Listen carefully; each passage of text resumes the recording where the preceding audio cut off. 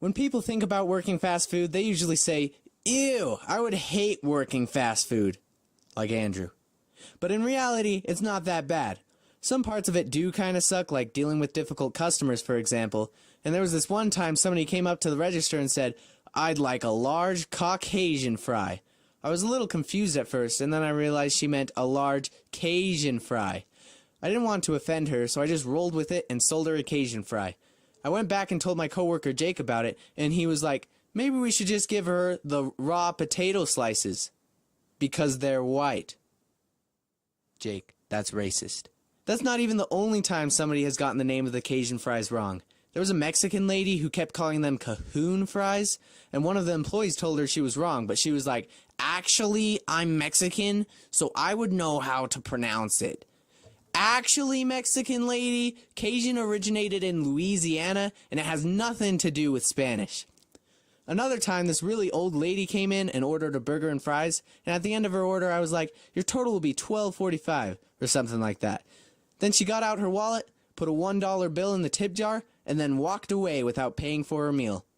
I didn't know what to do, so I walked over to Ben, the shift leader, and told him what happened. Then he was like, "Well, we better make her food then." So we made the food and gave it to her, and she didn't ever pay.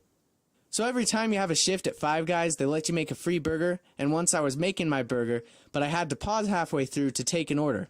When I came back, Ben walked over to the already dressed bottom bun of my burger and started making punching motions. I thought, he's joking about punching my burger.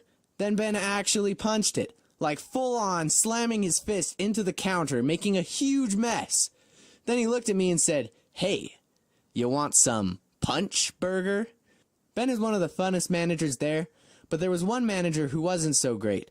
In my first few weeks working there, the assistant manager was kind of really bad. I'm not going to use her real name, so I'll just call her Mary. The last time I worked with Mary, we were falling really behind in cleaning up for the night. Since I was newer, I didn't know how to clean the grill or the fryers, so my only option was to clean the lobby, where people eat. I couldn't clean the tables or sweep under them, though, because half of them were still being used. When 10 o'clock came around, that's when we closed, there were still a ton of people in the lobby. Mary wanted them to leave, but didn't want to ask them to leave, so she just played closing time at max volume on the speakers. Turns out that the customers didn't like that very much, because one of the customers filmed it and complained online, and Mary got in huge trouble because of it. Then she quit a week later. There was one time that I saved the store computer from hackers.